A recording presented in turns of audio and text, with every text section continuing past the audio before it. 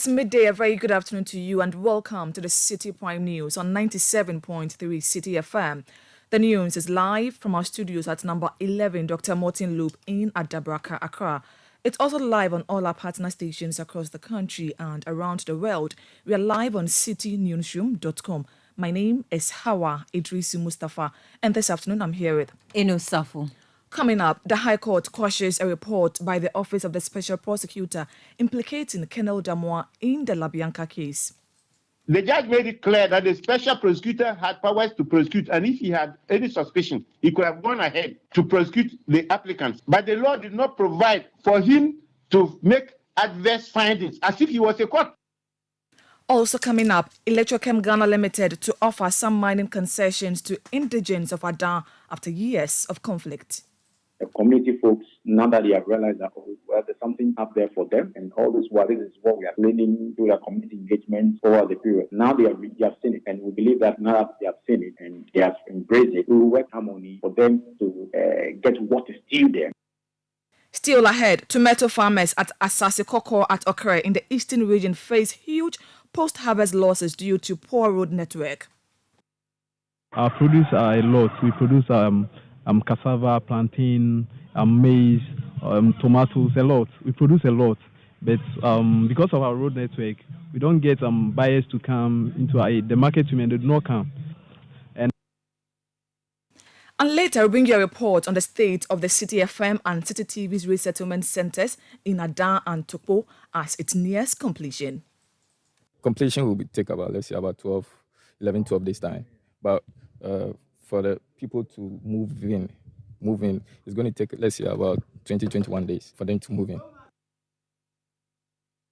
All that and more on Citi Prime News, which is live across the 16 regions on our partner stations. In the Western region, you are listening to us on Ajunpa FM 100.7 in Takwa, Beach FM 105.5 in Takrade, Bono region. This is Greener FM 95.9 in Sunyain, Ashanti region Ajunpa 99.9 in Nkawie, Volta region Heritage FM 107.3 in Hohoi, Freedom FM 88.1 in Sogakope, Northern region Radio Gaki 88.3 in Saboba, Upper East Quality FM 88.7 in Garu, and Northeast region we are live on Nogbia FM 98.1 in Nalerigo. Citi Prime News at 12 midday. Update you on all the running stories and connects you to the newsmakers. Grateful for choosing us, the High Court has quashed a report by the Office of the Special Prosecutor which made adverse findings against two individuals in the Labianca case. A former commissioner of the Customs Division of the Ghana Revenue Authority, Colonel Kojo Damoah, and a former deputy commissioner of the division, Joseph Eduche, sued the OSP in November last year.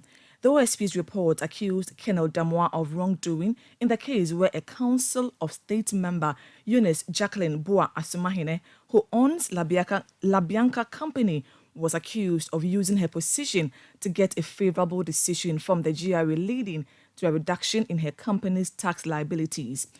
Before heading to the court, Colonel Damoah accused the OSP of targeting his person in an attempt to bring him down and described the report as hollow and actuated by malice.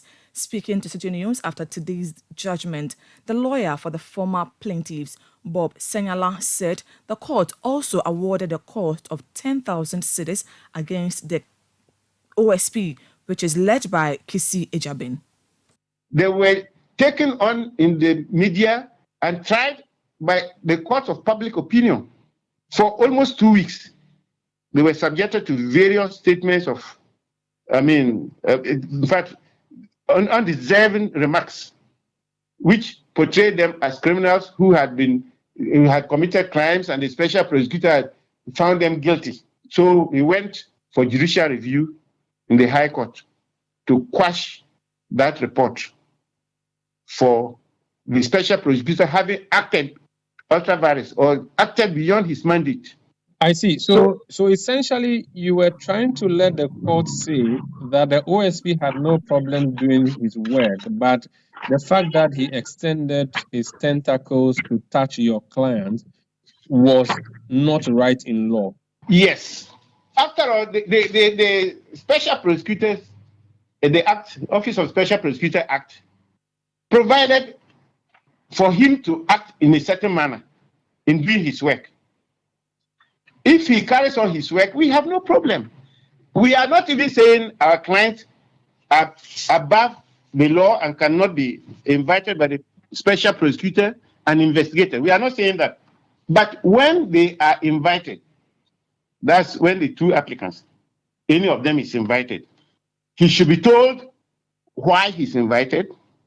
If it is for having committed an offense, he should be informed in a language he understands that this is the offense you've committed. You went ahead to make adverse findings against them, and that was not all. Publish such findings, which were never provided for by the laws of the Office of the Special, and that is where we found him to have acted ultra vires beyond his mandate. What did the judge say? Because the understanding is that the judge ruled in your favor. What did the judge say? Who was the judge, and what did the judge say?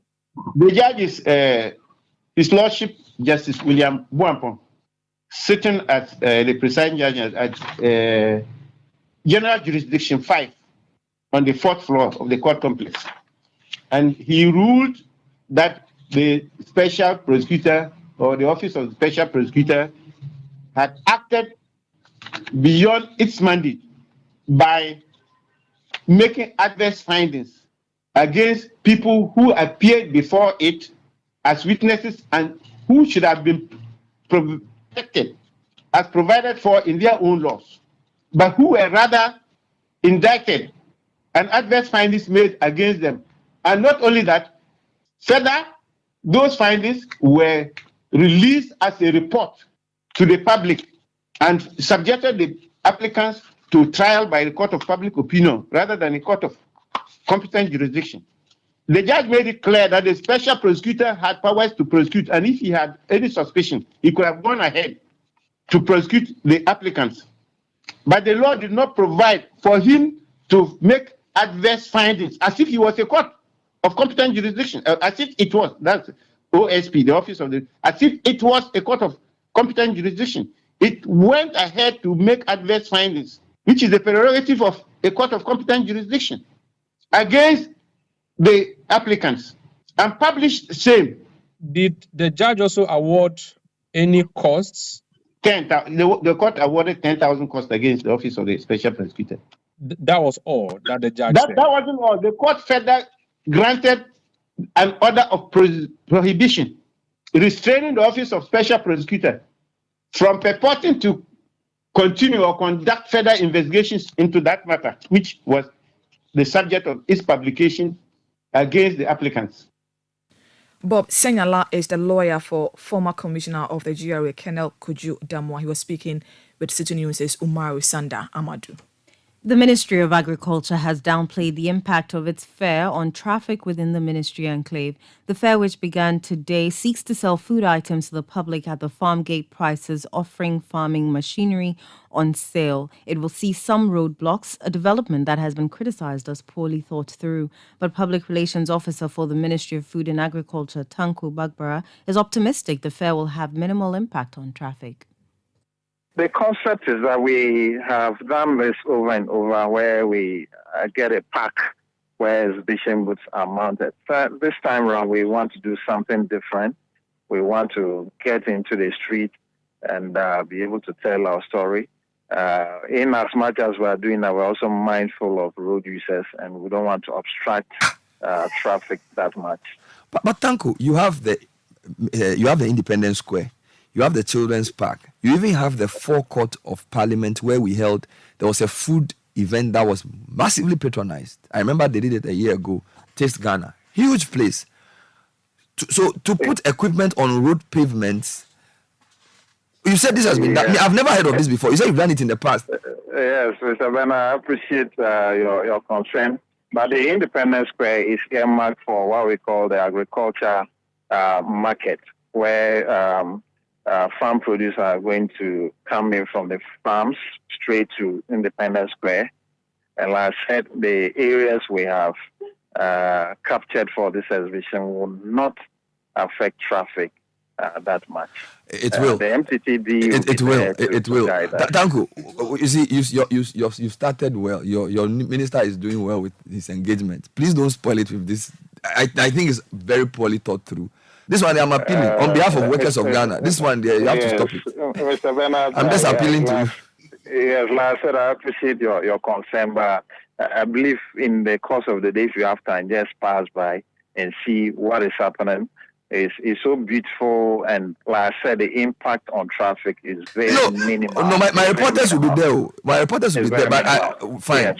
Let's hope. Yes. Let's hope that so they will bring back the report, and it's to be. Let's hope so. A lot of your workers of the people who use that enclave are not happy at all about this arrangement. Yes. So those affected actually are those in our enclave. With them, that is controller, we're talking of head of civil service, we're talking of attorney general, and the rest. So provision is made for them to be able to drive through into their various offices. Tanko Bagbara is PRO for the Ministry of Food and Agriculture. The Ghana Institute of Freight Forwarders has kicked against the proposed legislative instrument aimed at restricting the importation of some 21 items into the country. The majority in Parliament has served notice it will engage the minority today to build consensus towards the laying of the LI.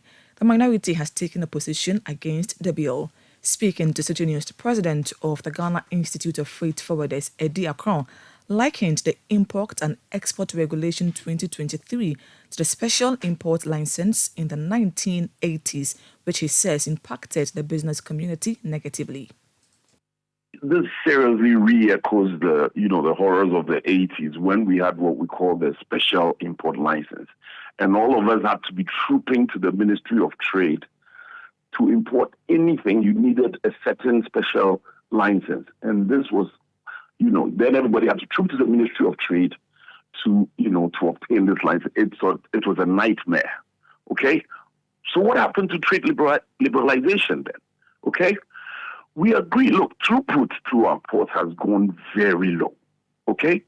And why is this so? We talk about the increase in taxes and other things that are, happening when it comes to customs. We can talk about that later on a certain reference price list.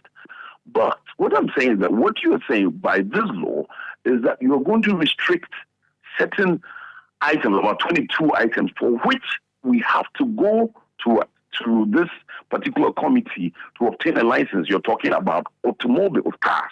If you want to import your vehicle right now as it is, then it means you have to go to this serious committee to even get a license to import a car. Sugar. What has been done? What kind of analysis has been done to say that we are self-sufficient in some of these products that you see on there, like sugar? I don't know any company that produces sugar in Ghana. Eddie Akron is president of the Ghana Institute of Freight Forwarders. Electrochem Ghana Limited, a salt mining firm, says it aims to foster community engagement by providing mining pans to residents near the Songo concession.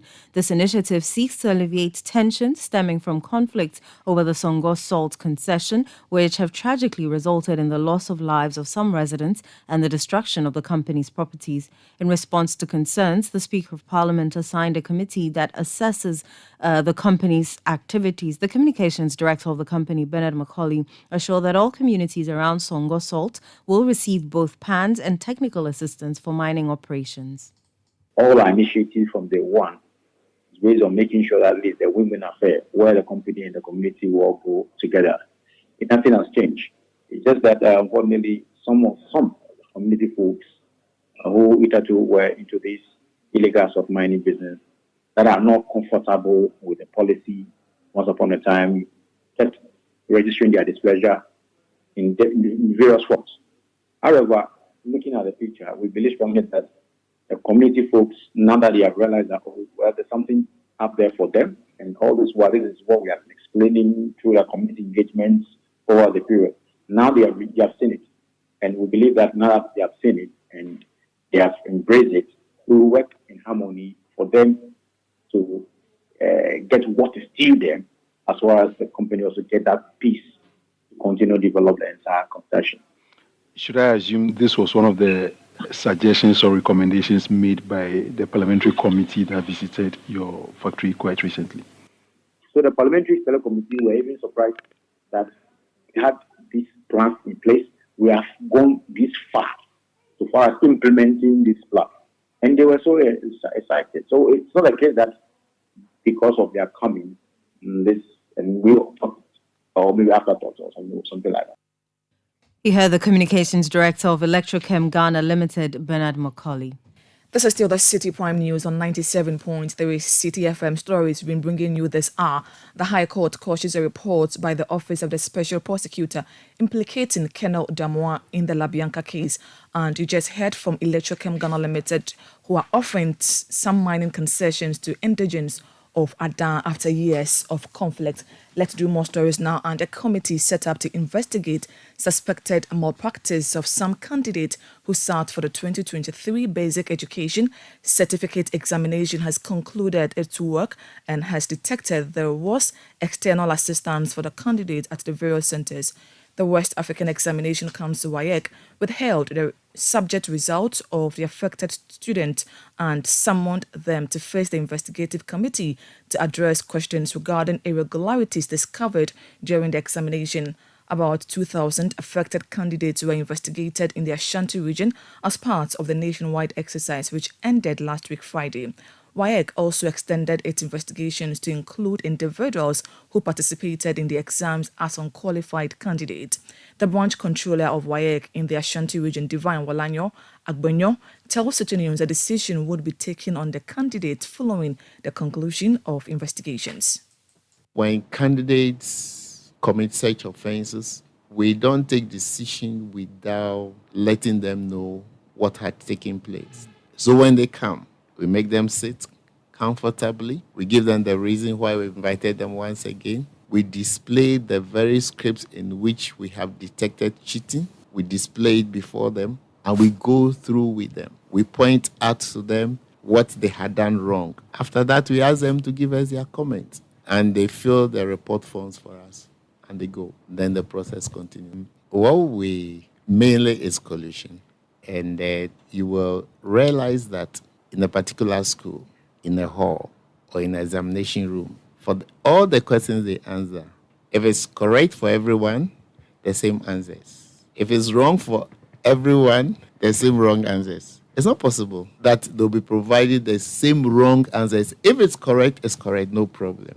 But if it is wrong, why would they have the same phrase, the same expression? It means there was an external assistant. There was some external assistant. Divine Walanyo Agbenyo is the branch controller of the West African Examination Council in the Ashanti region. The aggrieved customers of defunct Gold Coast Fund Management say they will begin picketing at the Finance Ministry from Tuesday, November 27, 2023, in demand of their locked-up funds. According to the group, the Securities and Exchange Commission has not paid its members whose funds were locked up after their picketing in October 2023. The group says all efforts to get locked-up funds from the collapsed Gold Coast Fund Management Company have proved futile. Speaking to Citi News, the convener of the aggrieved customers of defunct Gold Coast Fund Management, Charles Nyame, said they will picket for 32 hours continuously. It's all about in demand of our funds. After our first protest in the month of October, where the Finance Ministry tried to engage us but failed, we have gone back to the police and we have gotten the police clearance to go back to the Finance Ministry to stage another 32-hour protest in demand of our locked-up fund.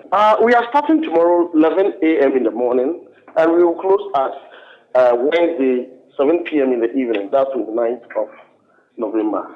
It is continuous.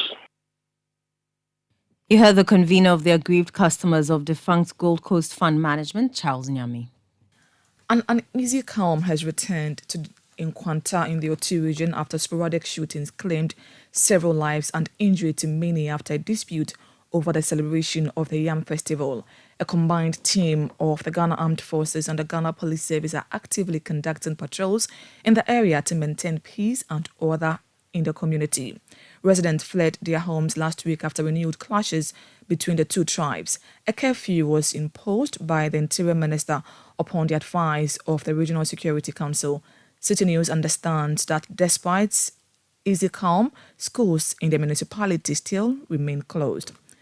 This is still the Citi Prime News on 97.3 Citi FM. Still to come, tomato farmers at Asase Koko Atokre in the eastern region face huge post-harvest losses due to poor road network in the community. We have details of that, plus other stories coming up shortly. Please don't go away. Citi Prime News at 12 midday. Updates you on all the running stories and connects you to the newsmakers. Ajwapa, what's all this condom business? Oh, I've told her over and over again that she won't get pregnant, and she's still insisting. Oh, isn't she the same person who said we would not have sex till we go out for at least 2 years? For all this time? Oh, and she still can't trust me enough? Ama, when I try to do something small, no, condom this, condom that. So handsome man like me, she probably thinks I have HIV. Using a condom will protect you and your partner. Condoms are effective for protection against a wide spectrum of STIs and HIV infection. Don't take risks. Use a condom every time. Always come prepared. This advert is brought to you by the Ghana AIDS Commission. Citi TV is live on DSTV, GoTV, and HD+. On DSTV, find us on channel 363. On GoTV, we're on channel 117, and on HD+, get us on channel 108. On a digital TV, run a new search, but take note that without an antenna, you cannot access Citi TV. Citi TV can be accessed on any free-to-air digital box like the GoTV and HD+ boxes. Citi TV, it's your world. Citi Prime News at 12 midday. Updates you on all the running stories and connects you to the newsmakers. You're welcome back. Jurors at the Wa High Court in the Upper West region have called off their strike following the payment of their allowances. The group, numbering about 25, boycotted court proceedings in July this year, protesting failure on the part of the government to release funds for onward disbursement to members. In an interview with Citi News, the former general of the group, Suleimana Abdul Hakim, said his members have resumed work. Last week, the accountant called and said he has received a signal from Accra to pick the money. He has still come and paid them into the bank accounts of the jury. So as I talk to you now, they've all taken their money and we are back in court. Did they clear all the debt or there's something? No, they paid 13 months, leaving about 7 or so months. We have just resumed, and usually Wednesdays are jury cases. All Wednesdays are cited for jury cases. But tomorrow, like this, we'll be going for empanelment because there's a accumulation of cases there, and they need to empanel the jury members to start the trial. So for now, we are back in court. Suleimana Abdul Hakim is the former general for members of the Wa High Court jury in the Upper West region. Let's head to Parliament now because the Speaker of Parliament, Alban Bagbin, has expressed his displeasure with the President over his silence on the Criminal Offences Amendment Bill 2022, which relates to witchcraft. The private member's bill, sponsored by the Member of Parliament for Medina, Francis Xavier Susu, was passed in July 2023 with the aim of preventing attacks on alleged witches and prohibiting any persons from operating as witch doctors or witch finders. However, the Speaker says the President has failed to communicate to Parliament whether he assents or disapproves of the bill as constitutionally required. He thus directed that the bill, which has been again advertised in the order paper, be expunged, describing it as unacceptable. Parliament as an institution must be taken seriously by everybody in this country. It's for good reason that the framers of the Constitution mandated Parliament to pass laws. And Article 106 is very clear. It says the power of Parliament to make laws shall be exercised by bills passed by Parliament and assented to by the President. And 106(7) says, where a bill passed by Parliament is presented to the President for assent, he shall signify within 7 days after the presentation to the Speaker that he assents to the bill or that he refuses to assent to the bill, unless the bill has been referred by the President to the Council of State under Article 90 of this Constitution. And 1068 says, where the President refuses to assent to a bill, he shall, within 14 days after the refusal, state in a memorandum to the Speaker any specific provisions of the bill which, in his opinion, should be reconsidered by Parliament, including his recommendations for amendments, if any, or B, inform the Speaker that he has referred the bill to the Council of State for consideration and comment under Article 90 of this Constitution. You heard the Speaker of Parliament, Alban Bagbin. Still in Parliament, the Minority Leader, Dr. Kaisala Tuforsin, commenting on the issue, urged Parliament to take steps to deal with what he termed the constitutional breach by the President.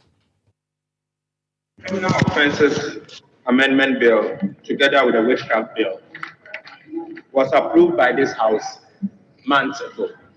Mr. Speaker, these are bills that I have personally followed, and I'm aware that the bills, after approval, after passage by this House, was sent to the President months ago, Mr. Speaker. It's almost 2 months now. So clearly, Mr. Speaker, there is a constitutional breach, and this House must take steps to deal with the constitutional breach that we have seen on the Criminal Amendment Bill and that of the Witchcraft Amendment Bill. Mr. Speaker, it's important that we take steps to deal with that. Clearly, Mr. Speaker, the Constitution guides us as to what we have to do when the President fails to assent to bills that has been approved by this House. So, Mr. Speaker, we are in your hands so that in the coming days we may have to engage you and then take steps to have this matter resolved. Dr. Kaisala Tuforsin is the Minority Leader. The Majority Leader, Oseche Mensah-Bonsu, in his explanation said some anomalies were cited in the bill after its passage, hence the decision to rectify them before approval by the President. What happened, and I've had cause to discuss this with the Speaker, after the passage of the bill, the usual things that we do, we came back and going through it, we saw major issues, but it's from Parliament itself.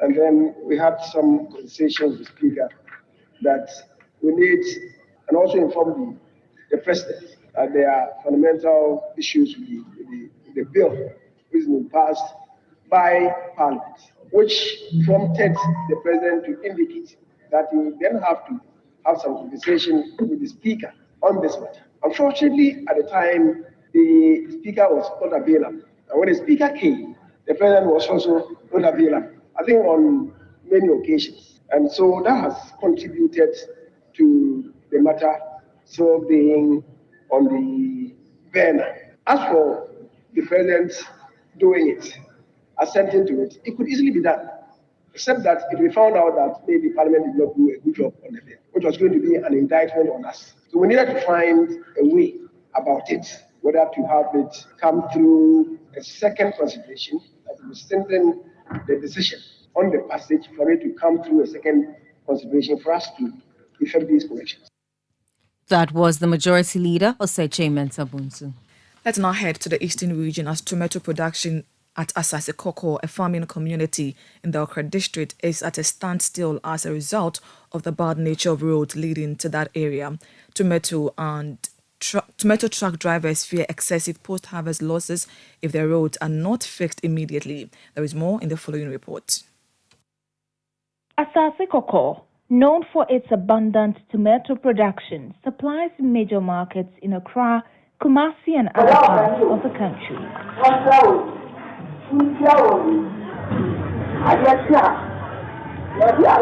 The affordable prices of tomatoes in the community attract many traders who rely on truck drivers to transport the produce for them. However, the deteriorating roads have forced the truck drivers to suspend transportation services to the community.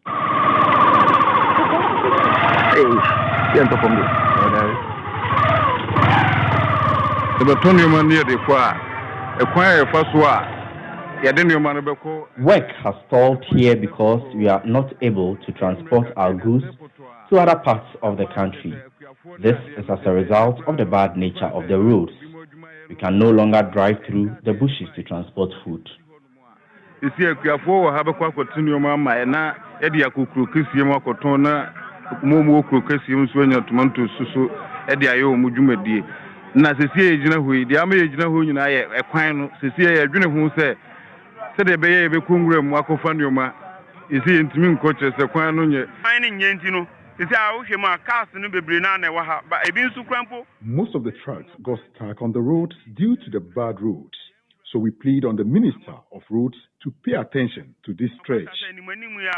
The dusty nature of the roads not only pose a health risk, but also affects the livelihoods of tomato traders, drivers, and residents.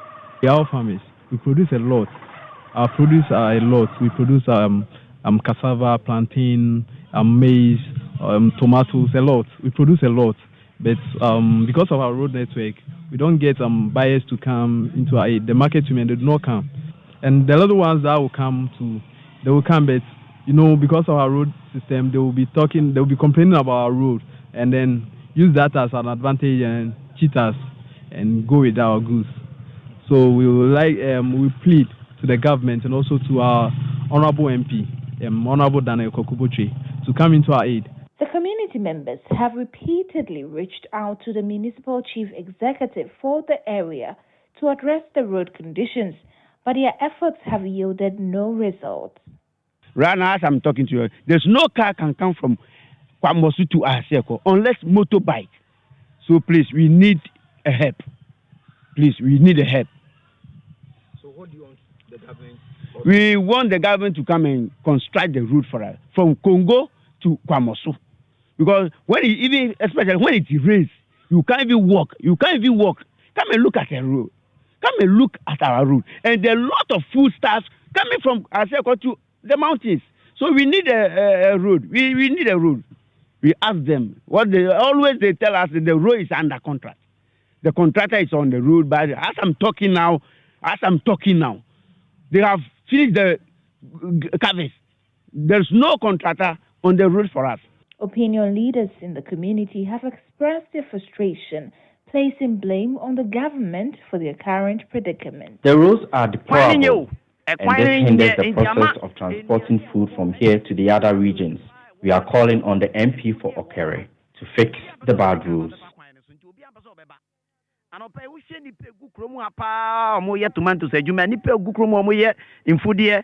Farms are just poultry farms, just Kosia na no mishia, ka bia na ni Kosia ni nyina abobo ka eti yesere mo honorable MP we dey mafa won peso aso honorable Damochi mafa won peso aso. That was a City News report read by Adjoa Tinkrama Domina. Meanwhile, the District Chief Executive for Okere in the Eastern Region, Dayo Nana Ado Kenneth, has given the strongest indication yet that roads in the area will be fixed. Fortunately, through the effort of the Member of Parliament, Honorable Damboche, that road has been given on contract. As we speak, there's a contractor on site. The contractor has done all the culverts that needs to be done. The places, both sides of the road have rivers and lakes across, so it makes it very difficult when it rains. And this road has been left over the years with no attention being paid until we came to power. And we've worked on it so that it's been given on contract. The contractor has done all the U-drains. In fact, if you go to Delta in front of the community, he has done a serious culvert from the township all the way into the valley just to take away the serious erosion that is happening. And so that is it. Unfortunate for us, we've gotten to the stage where the contractor needs to do the sub-base and the formwork, which is a lot of filling of laterite has to be done. Unfortunately, everyone there, if we'll be honest, every single week it rains more than twice. And the place is already a water area. And so this story confirmed it with the feeder road engineer. The feeder road engineer advised that if we start the formwork, it will get spoiled and money will be wasted. There's nothing that the contractor can do because it keeps continuously raining. So he should halt work for about 2 to 3 months and wait till the late November into December when the rain subsides. Then the contractor starts the formwork. We have tried explaining this to the community. I've gone there on several occasions, tried to explain to them. Baware community is not Bewase, even up to Abenaria. So we are aware the road has been given on contract, and that is the thing to do, to give the road on contract so that it is worked on. And so far as I'm concerned, it's being worked on. Just that we pray that the community people will exercise some little patience for us to do a good job, for the contractor to do a good job. District Chief Executive for Okere in the Eastern Region, Daniel Nana Ado Kenneth. Construction works on the resettlement centers in the Tokpo community at the Shai Osudoku district and Adan in the Adan East district of the Greater Accra region are at advanced stages of completion. A visit by the management of Citi FM and Citi TV to both communities unveiled significant progress, with construction surpassing the lintel level. Citi News' Umaru Sandamadu has more. When the Volta River Authority opened the floodgates of the Akosombo Dam, the water that came gushing down caused a lot of devastation. Initially, as a media house, we began by telling the story of the people. But soon, management of the organization, the Citi FM and Citi TV, noticed that beyond going to report on the problems of the people, there is a need to support them with relief items.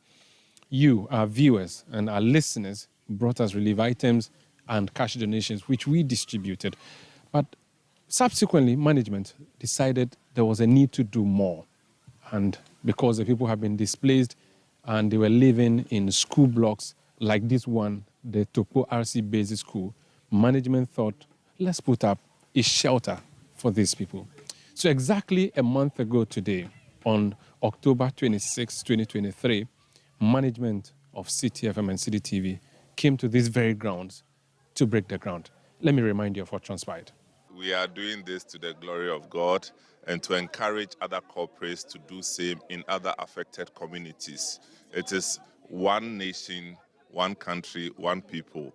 Groundbreaking effectively has been done. Thank you so much. God bless you. Well, so that's what happened. The ground was broken, the prayers were done, work started. And today, it is revealing to see that 1 month on, beautiful structure, where it used to be pure grass. This is the project that is happening in earnest. The roofing stage is happening all over. You can hear carpenters hammering away. The masons have done pretty much a lot of their job, but they are still doing the plastering section of the building. So the smooth part being plastered, the rough part still waiting for the plastering to happen. And these are local workers that we have employed.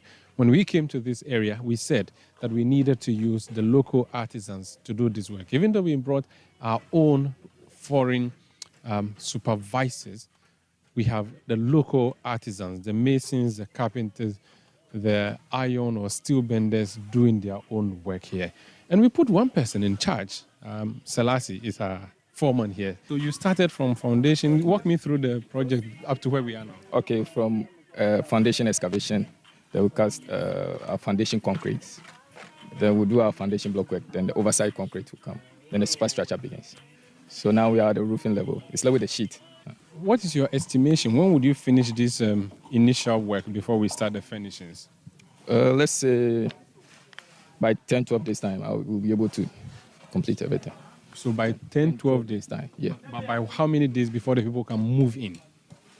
Let's say, okay, by 21 days time. By 21 days, so in 3 weeks time, people can easily move. Yeah. So Selassie is the man supervising the work on the ground, but the man who designed this on paper for us to lift and put on the ground is, like I said, in the first day when we were cutting the soil, is our co-beneficiary Grant, who just graduated from the KNUST. Congratulations. Thank you. So what you put on paper is manifesting here. Is this how you designed it to be?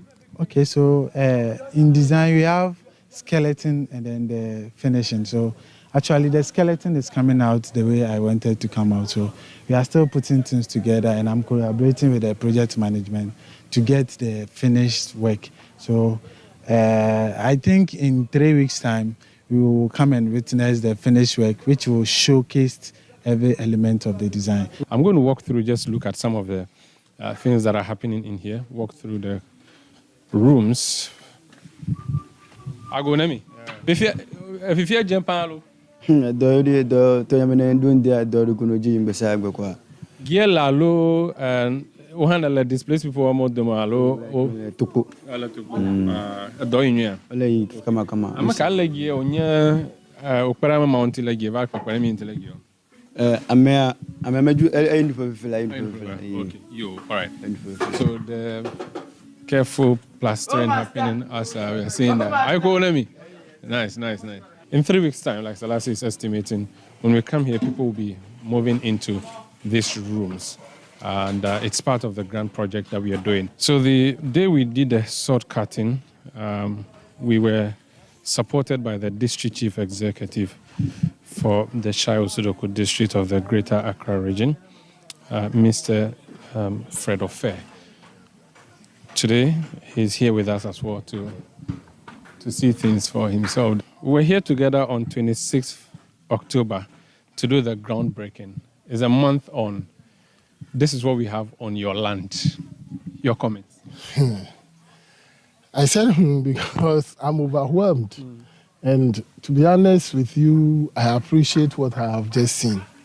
And the only thing I'll keep on saying is thanks to Citi FM. So we appreciate whatever you've done for the district. To be honest with you, I'm short of words. And everybody can see the edifice of what we are in now. And within just a space of 3 weeks, and this thing is up.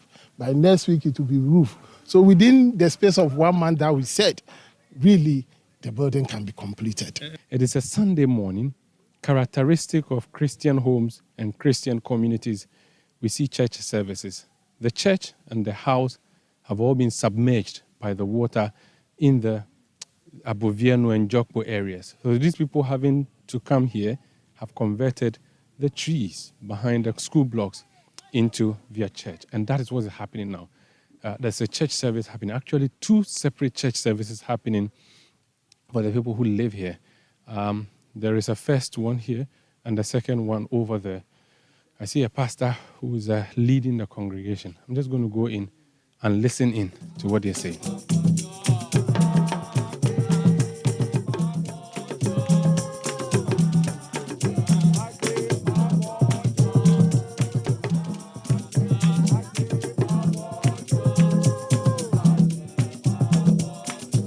Also, the church service is in full earnest. I just want to corner the catechist here and see if I can speak to him briefly. Yeah. How is the situation like? You are dealing with people who are in a very, very difficult situation. Yeah, actually, it's not easy, but the church, actually, the head from Accra, the diocese, they've managed to get some items to support the victims. So we are managing it a little. So this is Catholic Church? This is Catholic Church. I see. And so you've been doing this since the flooding happened? Yes, please. Like I said, the churches that are happening here too, this is a Catholic church. I'm going to go to the other side of this school compound where there's another church activity happening to see what the situation is. What is just something I noticed at the Catholic church, the church service was happening in Ewe language. Over here, the frequency has switched. They're speaking Dangme.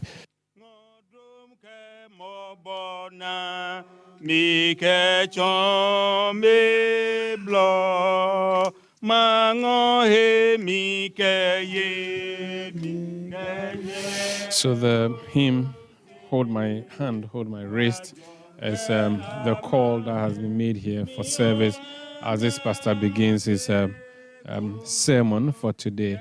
Life moves on despite disaster. When I came here, people had set up hearths like this where they were using to cook. They were trying to adjust, and this was over a month ago. 1 month on, life is becoming normal for them, except that you can never have normality outside your home. There was a lady I interviewed, a pregnant woman. I have just been given the good news that she's delivered while at this particular school premises at Topo RC Basic School. I've been invited to share in their joy. I'm going to see what's happening. Vijay Naneri. Agu. Hey. Eji Evuvi. That's where we are. Oh, she's just had a baby girl. Aiko no. We what though? Madaku. Aleko milejia. Madaku. Baka gba ejivio. Monday. Monday kie. Gan ejivielo. But Topo Koji. Ale Koji. Oh, I see. Ovi nene liankio. 6 lian. So this is her 6th child that she's giving birth to. Gana wa bat yelo, gana mlomano. Gieko Valle. Do you know anything me Valle give you? What did you know about? A vigila sukupoji, Mojokbori, allo. Ale Coquel. Bonyo is ale la okada no jo kwa.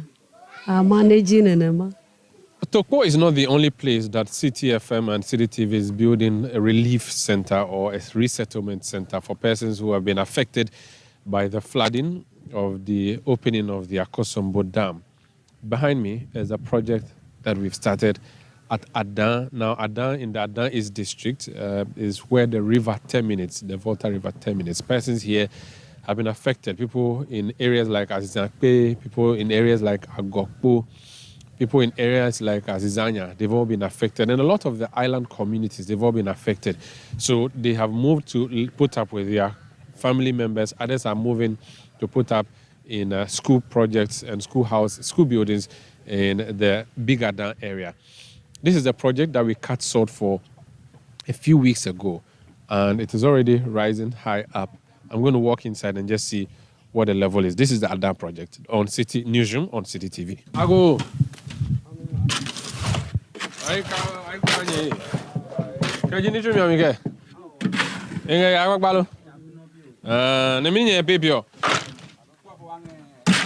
Concrete pillar casting. Your concrete pillar casting. Okay. These are the workers on the Adan project. They are casting the concrete for this particular pillar holding this building. But again, we have the same supervisor, project supervisor, who is helping with this particular work. And the work is going on in earnest. It's a Sunday, so we are not seeing a lot of work activities happening, but they've done pretty much a lot. They have not started, they've not got into the roofing stage yet, as we saw in Tokpo. And of course, that's understandable because the Tokpo project started way before this Adan project, which we came to cut salt for again at this particular premise, land given to us by the district assembly. Let me speak to, again, our same project supervisor, Selassie. What is the state of work here? We are now at the lintel level. So after the lintel has been casted, the concrete has been casted, then we continue to the gable. Then we start with the roofing works, just as you saw in Topo. So this is way ahead, but what are the estimations that you are working with in terms of how long it will take you to get to the roofing sheets? Okay. What you're seeing now is just 2 weeks work now. This is 2 weeks? Yeah, 2 weeks. You started here later than Topo? Yeah, that's what I mean. Okay. Yeah. So let's say by a week time, 7 days time, we'll start with the gable. And the gable will be completed, let's say, by 4 days time. Yeah, after we start with the roofing works. Okay. How has working with these local artisans been? You are from Accra. You've come here and you are using local masons, local carpenters, local electricians to do this work. How has it been like? With Adan, it's a little bit, flexible because, they are also in the urban system. But Topo is a bit difficult because they don't understand, like the way Adan guys are. And Adan guys, they are more, they are more easily to deal with than Topo people. So things are moving on very okay with here. Interesting. Yeah. If you were to project when you would finish this project, how many weeks would you give it? Let's say about 3 weeks more. About 3 weeks more. Then you'll be done with this. Yeah, we're done. Thank you so much for speaking to us. Selassie is our project supervisor on the various projects that we are doing. One at Topo, one at Bakpa, one here at Adan, and another one in the Volta region.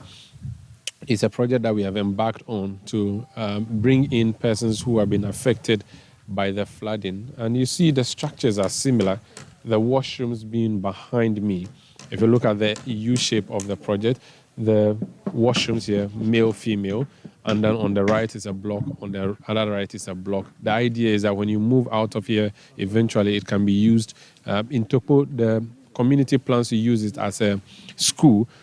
Here, the district chief executive says he plans to use it as a ICT training center or skill development center. So the land to build this particular project, when Citi FM and Citi TV made the request, was provided by the district chief executive for Adan East with capital at Adan. So in fact, this project is happening right behind the district assembly, which means that the DCE, whenever she opens her windows, she sees the project ongoing. Let me speak to her. She's actually here also to observe things for herself. Madam Sarah Pobi, you're welcome to Citi News. Thank you. How are you feeling seeing this project coming up behind your assembly? I'm overwhelmed. I'm surprised that you gave us 1 month and you're looking at the time that we break the ground and looking at the state in which the project is. That means that we are due in the course of the 1 month that you promised us. I'm really amazed. As you said, if I open my windows, I just look at the project and looking at what is also happening. Our victims have gone back to their various homes, but looking at the state in which they are, it's very bad. I think yesterday I went with Citi round to check on them. And I think this resettlement center is going to help us a lot. And so they've gone back, but things are not normal. Things are not normal. Some of them have their houses down. So they just live in the mosquito net, even not with a mattress. Now, the issue with this particular site is that you do not see the displaced people because they are not here. This is behind the district assembly in Adan East. The persons who have been displaced are in schools outside this area. That's where they are being camped. Others have had to move. In fact, my colleague Fred Duho came to this town on Saturday and went to these island communities to check the situation with them since the displacement happened. That was a report filed by Citi News' Umaru Sandamadu. Meanwhile, Prudential Life Insurance Ghana, through its Prudential Foundation, has donated $50,000 towards the Citi FM and Citi TV's relief campaign for affected victims of the spillage of the Akosombo Dam. Chief Executive of Prudential Insurance, Dr. Hazel Berard Amwa, told the host of the Citi Breakfast Show, Bernard Avlet, that the gesture is their way of supporting the affected victims. Unfortunately, in our country, we experienced a very sad situation a few weeks ago. Yeah.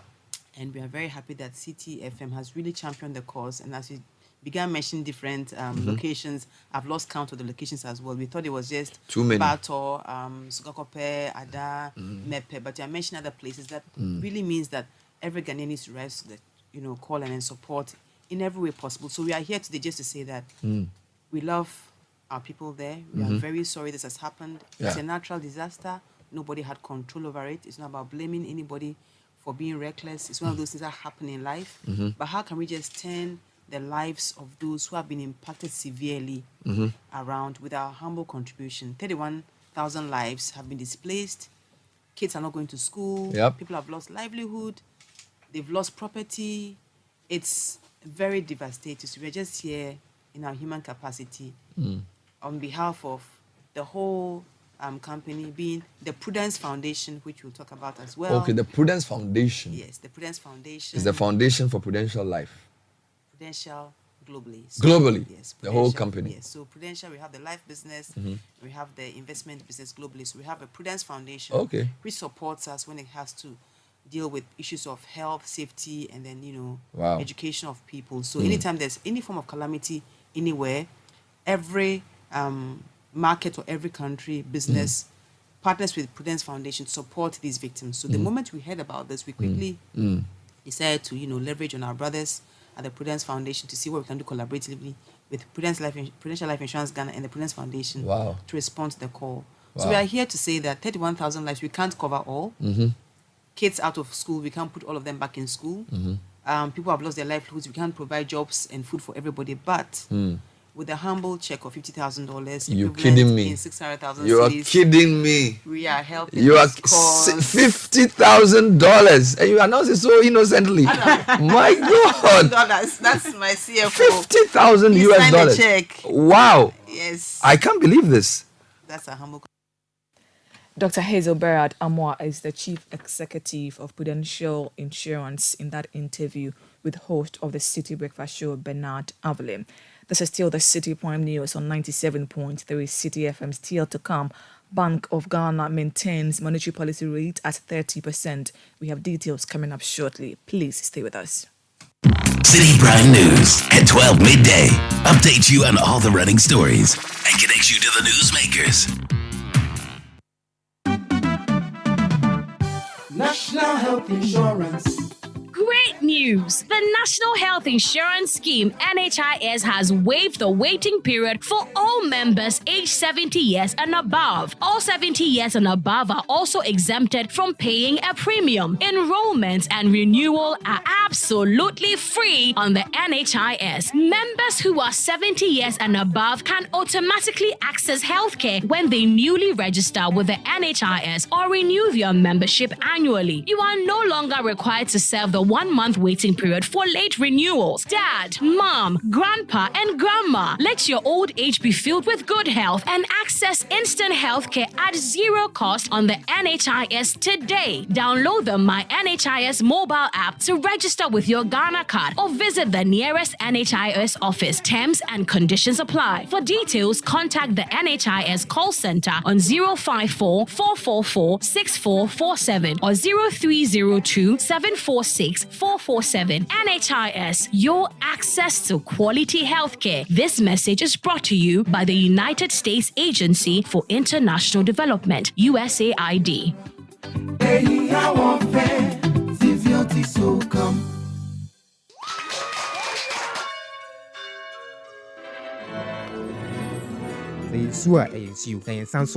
Happy birthday to you. Ashes to ashes, dust to dust. Throughout all life-changing moments such as graduations, weddings, funerals, birthdays, ATL is there to ensure you're never out of style. When you think fabric, think ATL. Log on to atlfabrics.com. Order and buy your favorite ATL fabric. You can also visit our shop at number 40 Kwame Nkrumah Avenue, opposite the Swansea Shopping Arcade at Accra Central. Also available in leading fabric dealer shops in Accra, Kumasi, and Cape Coast. ATL, bringing fabric to life. Citi Prime News at 12 midday. Updates you on all the running stories and connects you to the newsmakers. You're welcome back. The Bank of Ghana has maintained the monetary policy rate at 30%. This is the third time the Monetary Policy Committee of the Central Bank has maintained the rate in a year after doing the same in July and September 2023. It also comes at a time when headline inflation has been witnessing some ease in hitting 35.2% in October 2023. In his address to the media, Governor of the Central Bank, Dr. Ernest Addison, attributed the bank's position to the need to strengthen the disinflation process, amongst others. In the outlook, sustained fiscal consolidation will be needed to place the economy firmly on the course of disinflation.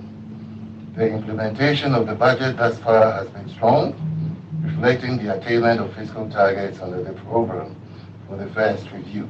The 2024 budget is also designed to reinforce the ongoing fiscal consolidation. Headline inflation has continued to decelerate in the past few months, consistent with forecasts.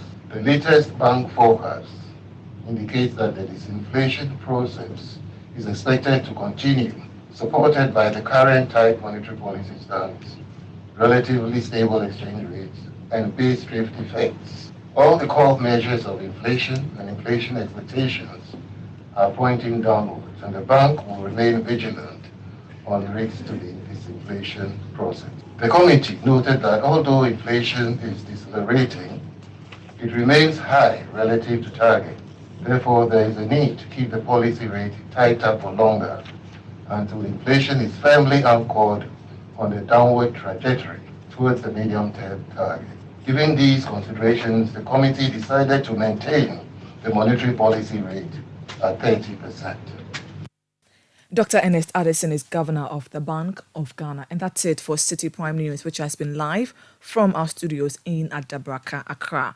Please log on to citinewsroom.com for more stories. My name is Hawa Idrisu Mustafa, and I was here with Eno Safo. Neil Latte is up next with the afternoon's edition of Citi Business News. Thank you for doing the listening.